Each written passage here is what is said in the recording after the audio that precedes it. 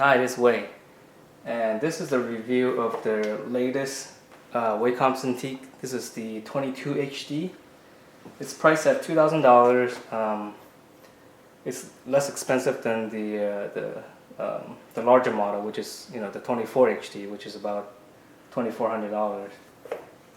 So size-wise, this is about 21.5 diagonally. Height is about 10.5. Width is almost 19 inches. So just to give a comparison of the working space that you have here, it's about the height is about the size of a regular 8.5 by 11 piece of paper. So there's not a lot of height area to work with, but there's plenty of width space. But I found it to be good enough because generally you only work in one specific area anyways. It's not like you're reaching up or reaching down. So that's the screen area. Now the stand of the 22HD uses the old stand from the previous models. It basically allows you to tilt almost flat to almost vertical, and you are able to rotate it, but there's no working gears or anything or any kind of bearings. It's just basically the plastic rubbing against the metal stand. So I mean, it's not very smooth, so I don't think people will be using it much. So that's the stand for the 22HD. Now the big difference with the 24HD is that the stand is massive. It's got these two rotational arms, and you're able to just drag it and actually drop it down to your waist area if you wanted to, and which is really cool because when you're drawing, it's nice to have it really close to you like this and to draw. With this you really can't,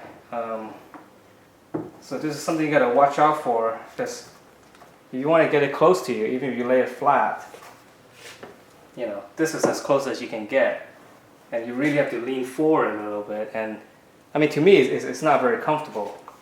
So but it's okay because I like to stand when I work anyway, so I mean, this is my general position, so I can get pretty close to it.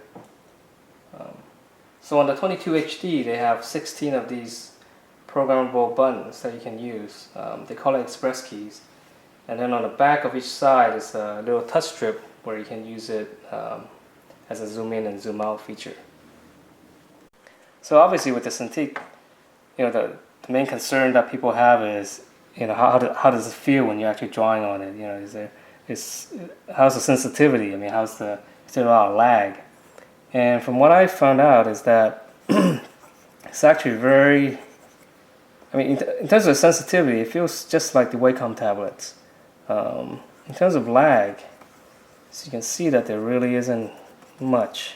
I mean, obviously, if you go really fast, it's not going to be able to keep up with you. But overall,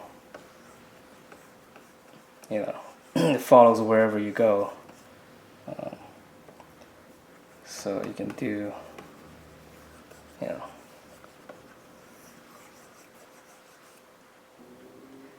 So with this Cintiq 22HD, I mean, this is a very cool product. For $2,000, I think it's not bad.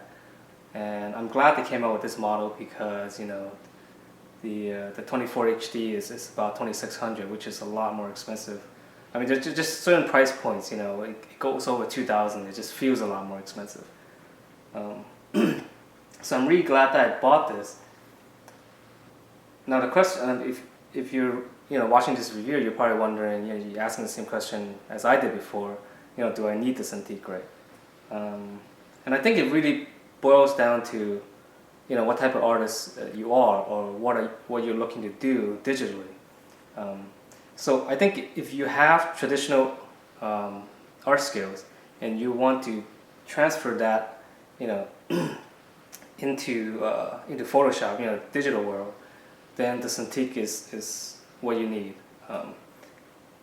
Because if you're using the Wacom tablet, you'll probably feel, I mean, you get away with it. I mean, obviously people do great art with it, but not having the hand-eye coordination it's a big deal, if you're a traditional artist. So being able to see your hand, I mean, that's basically what this thing is for.